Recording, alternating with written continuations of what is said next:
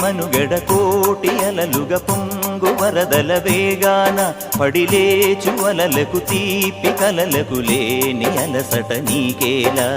నల్ల నల్ల నీళ్లలోన ఎల్లకిల్ల పడ్డట్టున్న అల్లో మల్లో ఆకాశాన చుక్కల్లు అమ్మాయంటి రావిల్లమ్మ అబ్బాయంటి సూర్యుడమ్మ ఇంటి దీపాలవ్వాలంట దిక్కులు ఎవరికి వారే యమునకు నీరే రేవు నీరు నావదంట నావతోడు రేవుదంట పంచుకుంటే గోరువ